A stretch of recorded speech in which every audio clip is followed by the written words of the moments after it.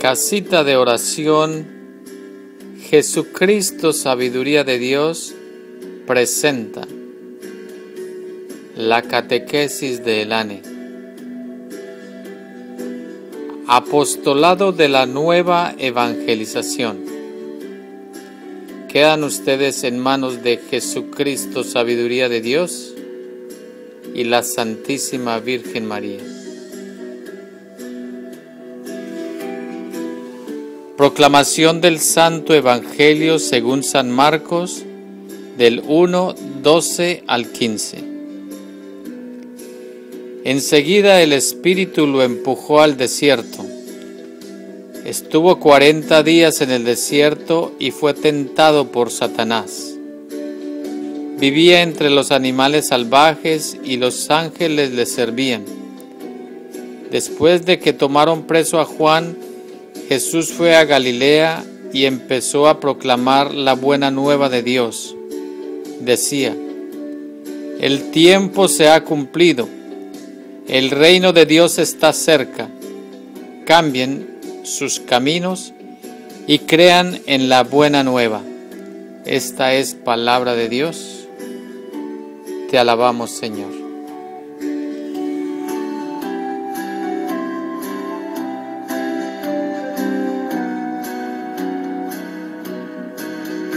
Referencias para la mejor comprensión del Evangelio. Ya sabemos que el retiro de Jesús en el desierto ocurrió inmediatamente después de su bautismo, y es a ese suceso al que se refiere el evangelista al iniciar este pasaje, diciendo enseguida: el Espíritu lo empujó al desierto. Jesús fue arrebatado por el Espíritu al desierto.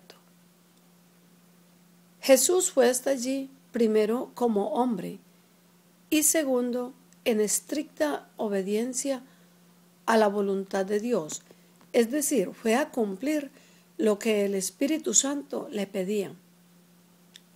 El Evangelio de esta semana es muy breve y nos lleva a meditar en profundidad sobre este episodio de la vida de Jesús. Es de verdad muy importante para nuestro crecimiento espiritual, porque al hacerlo a conciencia podemos sacar mucho provecho. Y si lo hacemos con la debida actitud autocrítica, dirigida hacia nosotros mismos, hacia nuestra vida, a fin de poder progresar en este camino.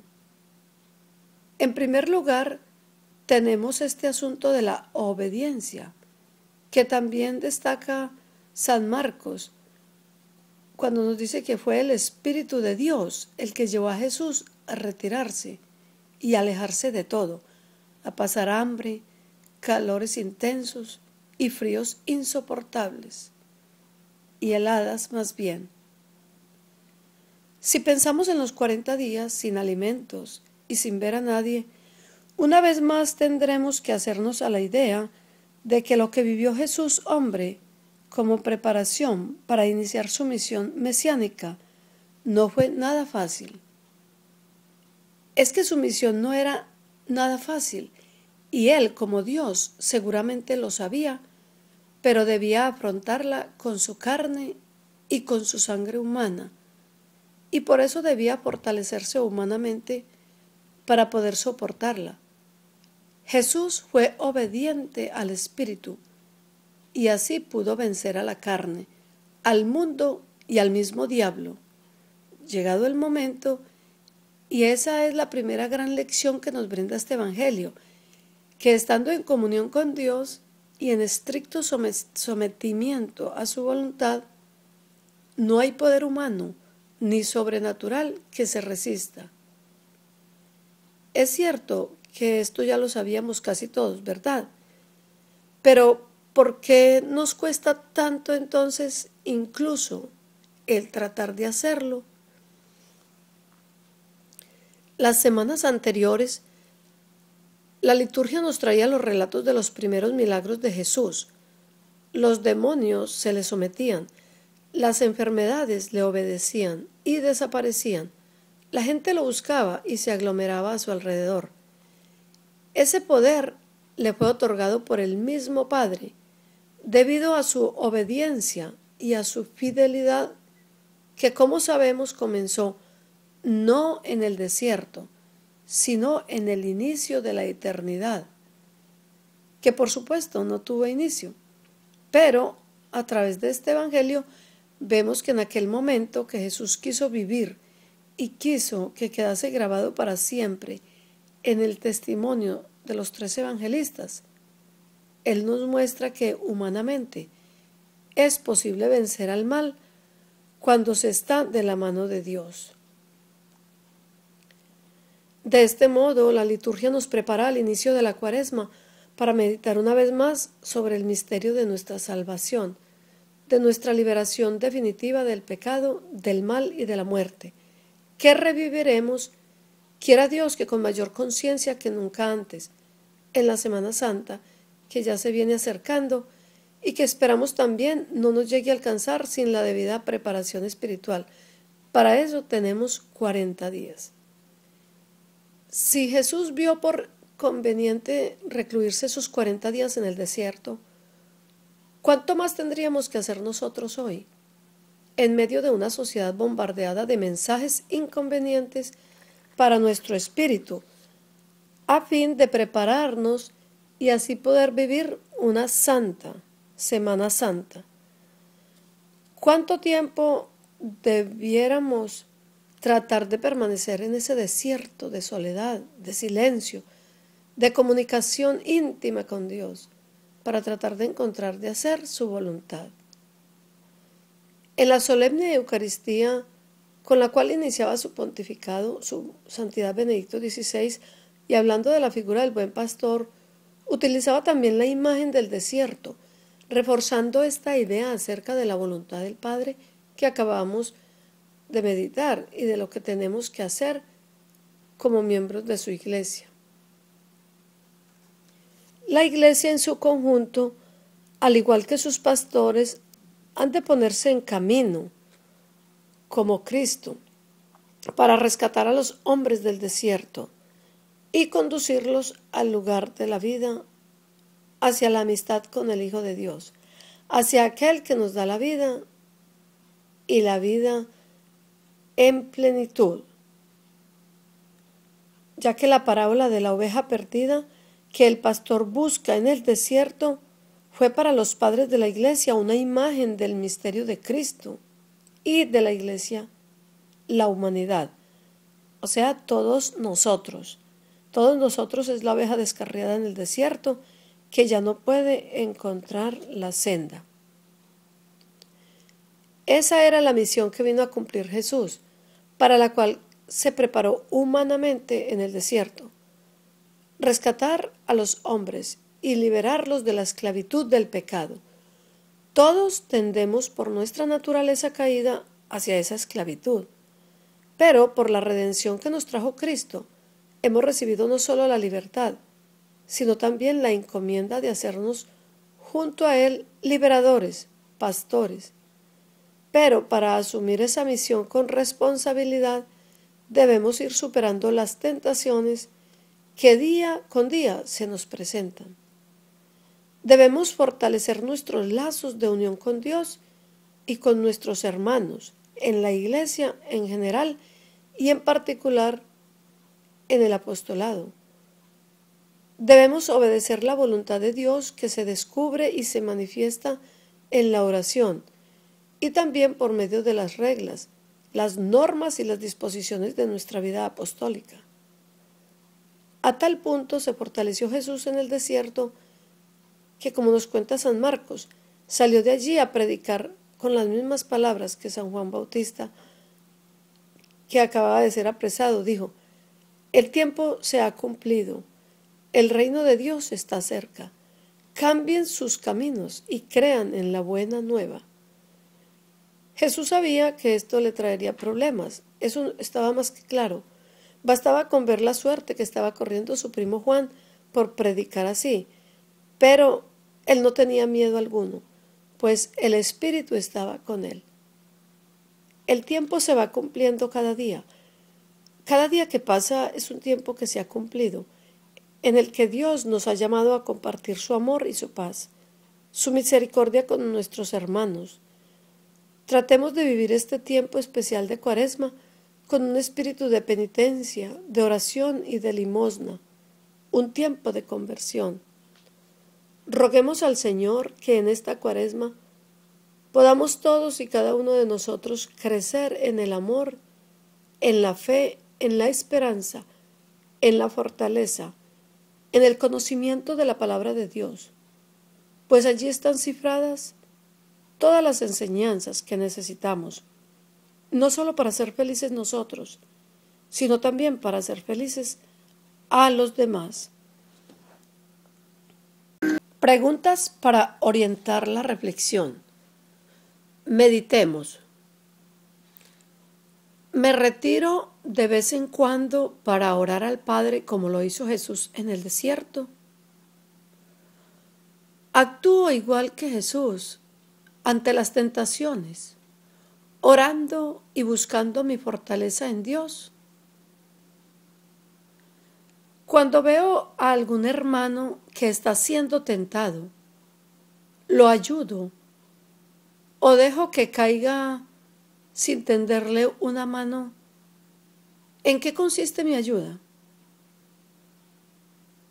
Estoy siempre atento para recurrir a la Sagrada Escritura, como hizo Jesús ante las dudas o tentaciones del demonio. ¿Ayuno y practico abstinencias con frecuencia? ¿O lo hago solo cuando debo cumplir con estos preceptos? A continuación, concordancias del Evangelio con el Catecismo de la Iglesia Católica. El canon 538 nos recuerda que los Evangelios hablan de un tiempo de soledad de Jesús en el desierto inmediatamente después de su bautismo por Juan, impulsado por el Espíritu al desierto. Jesús permanece allí sin comer durante 40 días, vive entre los animales y los ángeles le servían. Y al final de este tiempo, Satanás le tienta 3 veces tratando de ponerlo a prueba su actitud filial hacia Dios. Jesús rechaza sus ataques que recapitulan las tentaciones de Adán en el paraíso y las de Israel en el desierto, y el diablo se aleja de él hasta el tiempo determinado. Y en el canon 2847 nos dice que el Espíritu Santo nos hace discernir entre la prueba necesaria para el crecimiento del hombre interior en orden a una vida probada y la tentación que conduce al pecado y a la muerte. También debemos distinguir entre ser tentado y consentir en la tentación. Por último, el discernimiento desenmascara la mentira de la tentación. Aparentemente, su objeto es bueno, seductor a la vista deseable, mientras que en realidad su fruto es la muerte. Y el canon 2848 nos dice, no entrar en la tentación implica una decisión del corazón, porque donde esté tu tesoro, allí también estará tu corazón. Y nadie puede servir a 2 señores. Si vivimos según el Espíritu, obremos también según el Espíritu. El Padre nos da la fuerza para esto, para dejarnos conducir por el Espíritu Santo. Y como reflexión de estos cánones nos queda que Dios no quiere imponer el bien. Él quiere seres libres. En algo la tentación es buena. Todos, menos Dios, ignoran lo que nuestra alma ha recibido de Dios, incluso nosotros. Pero la tentación lo manifiesta para enseñarnos a conocernos y así descubrirnos nuestra miseria y obligarnos a dar gracias por los bienes que la tentación nos ha manifestado. Y nuestro Señor Jesucristo en el libro de la Gran Cruzada nos dice, reflexionando, lo siguiente: es necesario que conozcan mejor la finalidad del sembrador de discordias, para hacerle frente y abatirlo. Es necesario ver en el tentador el procedimiento que lo distingue entre todos los pecadores, para darle las lecciones que se merece. Y yo te escucho de buen grado, Cuando pides refugio y fuerza para combatir al inmundo, al mentiroso, denigrador de mi poder. Y finalizando la casita de oración, se nos recuerda que este mes estamos practicando y estudiando la virtud de la pobreza espiritual, que el Canon 520 nos recuerda que durante toda su vida Jesús se muestra como nuestro modelo. Él es el hombre perfecto que nos invita a ser sus discípulos y a seguirle. Con su anonadamiento nos ha dado un ejemplo que imitar. Con su oración atrae a la oración. Con su pobreza llama a aceptar libremente la privación y las persecuciones.